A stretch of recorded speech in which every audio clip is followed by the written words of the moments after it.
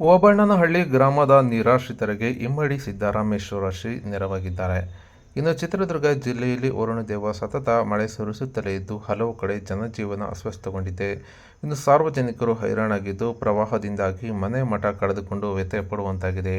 ಇನ್ನು ಭಾರೀ ಮಳೆಗೆ ಚಿತ್ರದುರ್ಗ ತಾಲೂಕಿನ ಓಬಣ್ಣನಹಳ್ಳಿ ಗ್ರಾಮದಲ್ಲಿ ನೆರೆ ಹಾವಳಿ ಉಂಟಾಗಿದ್ದು, ಗ್ರಾಮದಲ್ಲಿ ನೆರೆ ಹಾವಳಿಯಿಂದಾಗಿ ಮನೆಗಳಿಗೆ ನೀರು ನುಗ್ಗಿ ಮನೆ ಸಾಮಗ್ರಿಗಳು, ಆಹಾರ ದವಸ ಧಾನ್ಯಗಳು ಹಾಳಾಗಿ ಅಡುಗೆ ಸಾಮಗ್ರಿಗಳು ಮಳೆಯಲ್ಲಿ ಕೊಚ್ಚಿ ಹೋಗಿ ಊಟ ವಸತಿ ಇಲ್ಲದೆ ಗ್ರಾಮಸ್ಥರು ಹೈರಾಣಾಗಿದ್ದು, ಸಮಸ್ಯೆ ಅರಿತ ಬೋವಿ ಗುರುಪೀಠದ ಇಮ್ಮಡಿ ಸಿದ್ದರಾಮೇಶ್ವರ ಶ್ರೀಗಳು ನಿರಾಶ್ರಿತರ ನೆರವಿಗೆ ನಿಂತಿದ್ದಾರೆ. ಇನ್ನು ಓಬಣ್ಣನಹಳ್ಳಿ ಗ್ರಾಮಕ್ಕಿಂದು ಭೇಟಿ ಕೊಟ್ಟ ಶ್ರೀಗಳು ಆಹಾರದ ಸಾಮಗ್ರಿಗಳನ್ನು ವಿತರಣೆ ಮಾಡಿದ್ದಾರೆ ಹಾಗೂ ಮಾನವೀಯತೆ ಮೆರೆದಿದ್ದಾರೆ. ಇನ್ನು ನಿರಾಶ್ರಿತರ ನೆರವಿಗೆ ಶ್ರೀಗಳು ಧಾವಿಸಿದ್ದು ಮನೆಗೆ ಬೇಕಾದ ಆಹಾರ ಸಾಮಗ್ರಿಗಳನ್ನು, ದವಸ ಧಾನ್ಯಗಳನ್ನು ವಿತರಣೆ ಮಾಡಿದ್ದು, ಶ್ರೀಗಳ ಈ ಒಂದು ಕಾರ್ಯಕ್ಕೆ ಎಲ್ಲೆಡೆ ಮೆಚ್ಚುಗೆ ವ್ಯಕ್ತವಾಗಿದೆ.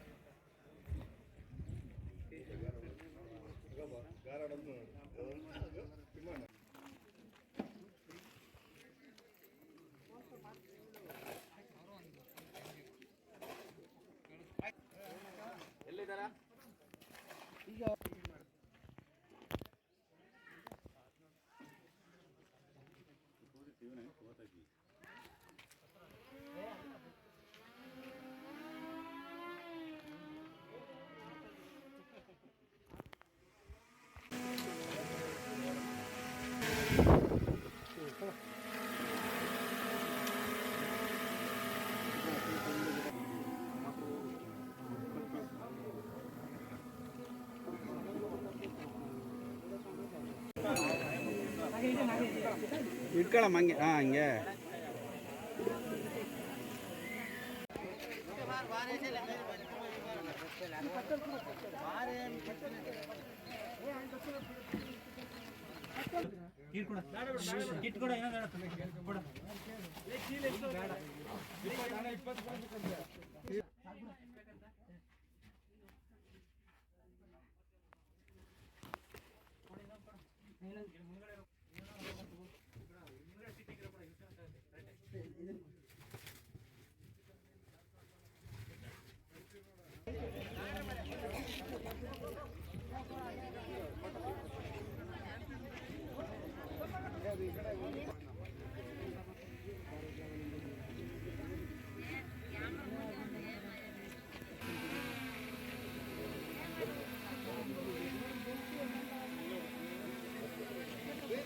ಇಮ್ಮಡಿ ಸಿದ್ದರಾಮೇಶ್ವರ ಮಹಾಸ್ವಾಮಿಗಳಿಗೆ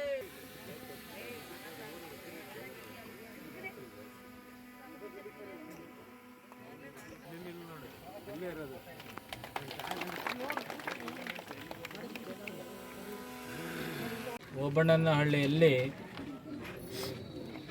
ಸುತ್ತ ಗುಡ್ಡ ಪ್ರದೇಶ. ಇತ್ತೀಚೆಗೆ ಉತ್ತಮ ಮಳೆ ಕಾರಣದಿಂದ ಗುಡ್ಡದ ಸುತ್ತಮುತ್ತಲಿಂದ ನೀರು ಹೆಚ್ಚಾಗಿ ಹರಿದು ಬರ್ತಾ ಇದೆ ಮತ್ತು ಜೌಗು ಪ್ರದೇಶವಾಗಿದೆ. ಇದು ಅತ್ಯಂತ ಹೆಚ್ಚು ಮೊನ್ನೆ ರಾತ್ರಿ ಈ ಸುತ್ತಮುತ್ತಲಿನ ಪ್ರದೇಶದಲ್ಲಿ ಮಳೆ ಬಿದ್ದಿರೋದ ಕಾರಣ ಇಲ್ಲಿರುವಂತಹ ತಡೆಗೋಡೆಗಳು ಒಡೆದುಕೊಂಡು ಮುರಿದು ಬಹಳ ರಭಸವಾಗಿ ನೀರು ಬಂದಿರುವ ಕಾರಣ ನೂರಾರು ಮನೆಗಳಿಗೆ ಜಲಾವೃತ ಆಗಿದೆ. ಕೆಲವು ದಿನಗಳಿಂದ ಆಹಾರದ ಸಾಮಗ್ರಿಗಳು ಸಹಿತ ಅವರಿಗೆ ಸಿಗದೇ ಇರುವಂತಹ ಪರಿಸ್ಥಿತಿ ಆಗಿದೆ. ಬಟ್ಟೆಗಳನ್ನು ಸಹಿತ ಬದಲಾಯಿಸೋಕ್ಕಾಗದಿರುವಂತಹ ಕೆಲವೊಂದು ಮನೆಗಳಿಗೆ ನೀರಿನಲ್ಲಿ ಮುಳುಗಡೆ ಆಗಿದೆ. ಇದನ್ನೆಲ್ಲ ಕಂಡಂತಹ ಬೋವಿ ಗುರುಪೀಠ ಈ ಜನಗಳ ಜೊತೆಯಲ್ಲಿ ನಿಲ್ಲಬೇಕು, ನೊಂದವರ ಬಂಧುವಾಗಬೇಕು, ಸಂಕಷ್ಟದಲ್ಲರಿಗೆ ಸಾಂತ್ವನ ಹೇಳಿ ಸಹಕಾರ ಮಾಡಬೇಕಂತ ದೃಷ್ಟಿಕೋನದಲ್ಲಿ ಈ ಗ್ರಾಮಕ್ಕೆ ಬಂದು ಇವರಿಗೆಲ್ಲ ದವಸ ಧಾನ್ಯದ ಒಂದು ಕಿಟ್ಟನ್ನು ವಿತರಣೆ ಮಾಡಿದ್ವಿ. ಸರ್ಕಾರದ ಮಟ್ಟಿಗೆ ಈ ರೀತಿ ಇಂಥ ಪ್ರದೇಶದಲ್ಲಿ ವೈಜ್ಞಾನಿಕ ಕಾಮಗಾರಿಗಳಾಗಬೇಕಾಗತ್ತೆ,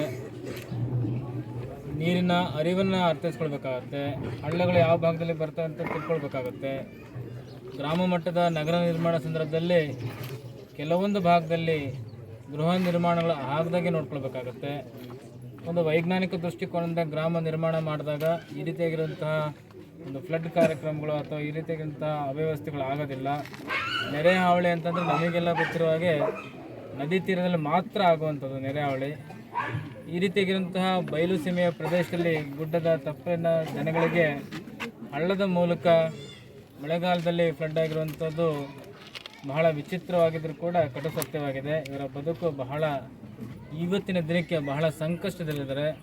ಸರ್ಕಾರ ಇವರ ಕಡೆ ಮುಖ ಮಾಡಿ, ಜಿಲ್ಲಾಡಳಿತ ಈ ಕಡೆ ಮುಖ ಮಾಡಿ ಬಿದ್ದೋಗಿರುವಂತಹ ಮನೆಗಳಿಗೆ ಸೂರನ್ನು ಕಲ್ಪಿಸುವಂಥ ಕೆಲಸ ಹಾಗೂ ಗಂಜಿ ಕೇಂದ್ರಗಳನ್ನು ಅತ್ಯಂತ ಸದೃಢವಾಗಿ ಸಮರ್ಥವಾಗಿ ನೀಡುವ ಹಾಗೆ ಗಂಜಿ ಕೇಂದ್ರಗಳನ್ನು ನಿರ್ಮಾಣ ಮಾಡಿ ಒಂದರ ಮೂಲಭೂತ ಸೌಕರ್ಯಗಳನ್ನು ತುರ್ತಾಗಿ ಹಮ್ಮಿಕೊಂಡಾಗ ಜನಜೀವನ ಮರಳಿ ಅವರು ಸಂಭ್ರಮ ಖುಷಿಯಿಂದ ಮಾಡಲಿಕ್ಕೆ ಸಾಧ್ಯತೆ ಇದೆ.